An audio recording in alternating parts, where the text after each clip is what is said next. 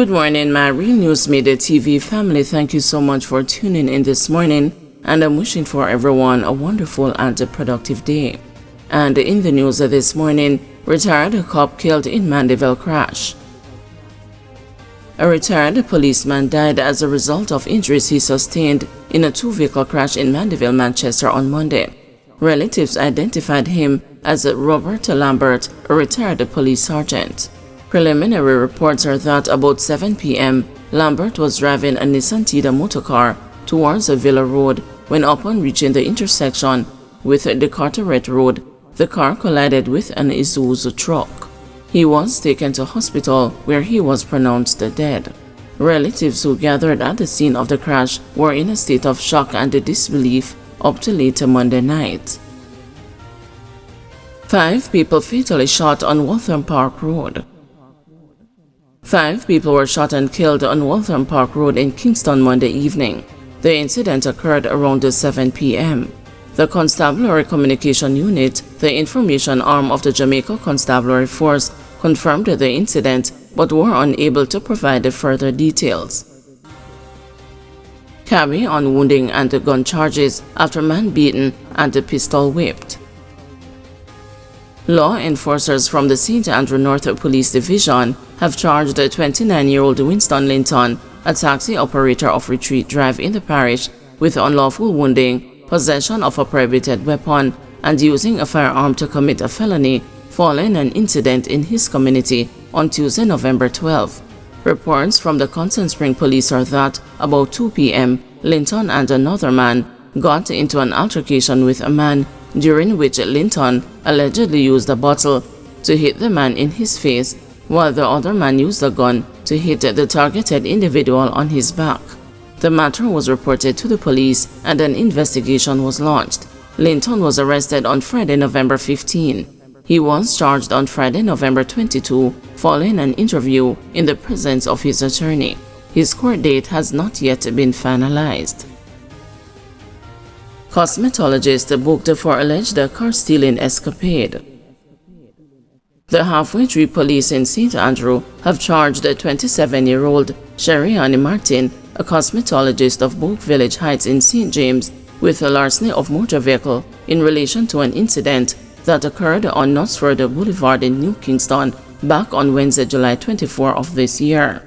Reports are that about 7 p.m. that evening, a man was driving his motor vehicle along Knutsford Boulevard when he developed mechanical issues. The man stopped along the roadway, exited the vehicle, and went to make checks in the vehicle's engine bay. As he was placing the car bonnet down, the motorist reportedly saw a man entering the vehicle, and the individual inside the unit then drove it away. A report was made to the police and an investigation was launched. On Tuesday, November 18, Martin was reportedly held by the police in St. James along with the stolen vehicle for a traffic breach and for the offense of failing to produce his driver's license. When checks were made, it was revealed that the vehicle had been stolen in New Kingston. Martin was arrested and was subsequently handed over to the Halfway Tree Police. He was charged after being interviewed in the presence of his attorney. His court date has not yet been finalized. Grandpa rescues kids from collapsed house. An 11-month-old child and his older cousins were rescued by their grandfather when the foundation of their one-room concrete house collapsed and pitched the structure dangerously close to a nearby river in St. Mary on Saturday. Eric Francis told the news that he had just returned home when he heard the sound of the house shifting. "I heard the sound coming from the back just as I came off the road, and I jumped in the house and took out the baby first, then his cousins," he said. The young child and his mother lived in the house, which is located on Richard Curry Crescent in Richmond. It appears that the ground under the structure collapsed after prolonged rainfall between Friday night and Saturday. Francis said he had a similar experience 8 years ago when his house collapsed in the river. He did not indicate what caused the first incident, but theorized that blocked drains contributed to Saturday's disaster at his daughter's residence. He insisted that the structure was sound but still no match for the volume of water that saturated the soil. "I've never seen so much water rush down," he said. Francis said the drains were blocked by tree branches that were cut down but not disposed of properly. He and his daughter are pleading for help from anyone who will offer it as they pick up the pieces. They are also pleading with the relevant authorities to clean the drains and properly dispose of all debris, including tree limbs. Classes at Meadowbrook High and the Prep suspended amid a bomb threat. Classes were suspended on Monday at Meadowbrook High and the Meadowbrook Preparatory Schools following reports of a bomb threat. The Jamaica Fire Brigade and the Jamaica Constabulary Force have responded to the threat. Commander for the St. Andrew North Police Division, Deputy Superintendent Randy Sweeney, told the news that the police are not taking the threat lightly. Meadowbrook High also issued a release on the emergency situation. Parents were advised to pick up children. Vehicular access to Meadowbrook Avenue and Randwick Drive were restricted. Police identify elderly man shot and killed in St. Andrew. The identity of a 67-year-old man who was shot and killed on Saturday has been revealed by the St. Andrew South Police. He is Winston Williams, otherwise called Gully, an auto mechanic of a Kingston 11 address. Reports state that about 10:55 p.m., Williams was fatally attacked by unknown assailants at his home. No motive has been established for the murder. Reckless driving blamed for St. Mary crash, which killed 3 people. The St. Mary police say speeding and reckless driving led to the deaths of a student of the Curran Hall High School and 2 others in a car crash in the parish on Sunday. The police say about 3 a.m., the driver of a grey Honda Stream lost the control of the vehicle along the Whitehall Main Road and it collided with a beige Toyota Corolla that was traveling in the opposite direction. 6 persons were injured and taken to the Porta Maria Hospital. Among those that died were members of a family from Portland who arrived in Jamaica from overseas to bury a relative from the Mount Pleasant area of the parish. The St. Mary police say Sunday's fatal crash was a result of speeding, reckless driving, and indiscipline on the part of at least one of the drivers. The Port Maria police are investigating the incident. Some Ocheria's craft traders rebuff a Prime Minister's fee waiver. Some craft traders who are struggling to earn a living at Ocheria's craft market have rebuffed an offer from the Prime Minister to have their fees waived until next June. They have described it as a short-sighted measure that will have no long-term benefit, and they see it as yet another signal that the government is not listening. We don't want nobody to pay we rent. That is not what we want. The market needs to be repaired, and then more tourists will start coming in, and we can more than pay our rent. We don't need someone to give us a fish. Teach us how to fish so we can survive on our own, said the market's secretary, Charlene Henry.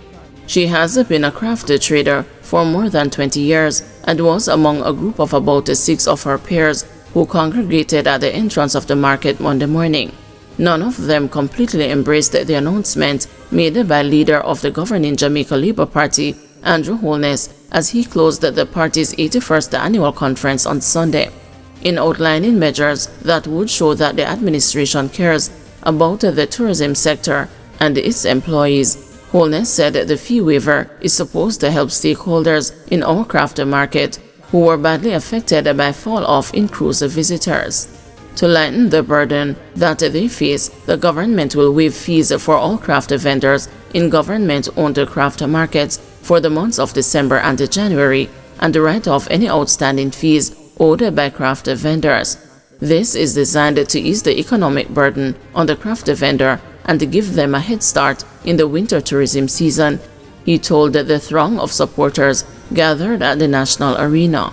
He signaled out craft vendors in St. Anne, hard hit by damage to the Ocheria's cruise ship pier, for extra support.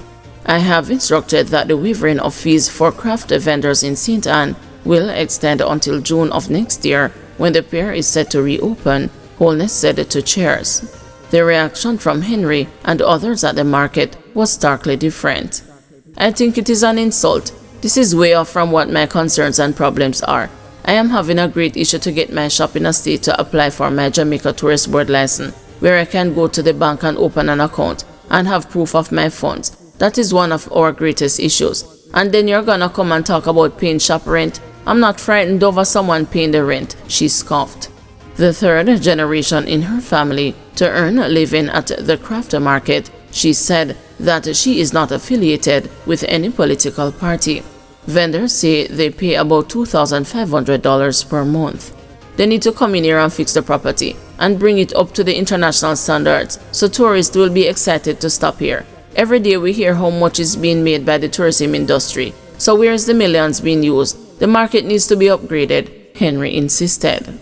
Her colleagues agreed and complained that the facility is in a deplorable state. Their shops are leaking and have dilapidated floorboards. The pavements leading to them are broken, and the most annoying, there is a rodent infestation. The closest thing to praise Holness's suggestion received from the vendors was a grudging acknowledgement that it was a good gesture. This came from advisor at the market, Renford Henry, but he also said it was not enough. What he is doing won't put money in our pockets and goods in our shop, because there's nothing that we are holding in our hands. How long will that bellyful which he is giving us now going to last? Where is the food coming from after that? He asked.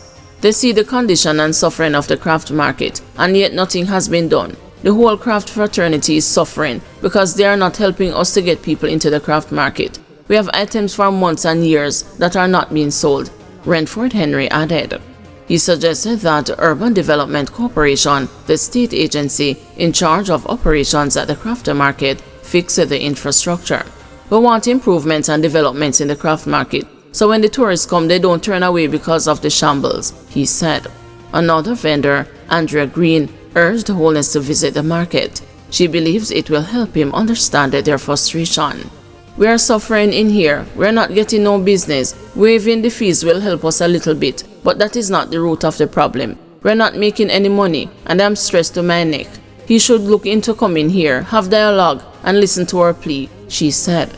Craft vendors at the Ocherius market have not been shy in expressing themselves over the years. In May this year, they staged a protest to voice their concerns about the changes made to their licensing agreement and the discrepant state of the market. In September 2021, they blasted the tourism ministry and threatened to take to the streets because tour bus operators were not taking cruise ship visitors to craft markets. In May 2020, they spoke out after delays to reopen the facility, which was closed as part of efforts to curb COVID-19.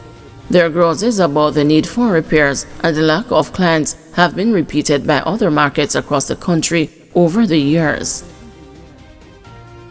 Guys, thanks for watching. Please join us this afternoon at 2 p.m. for another news update.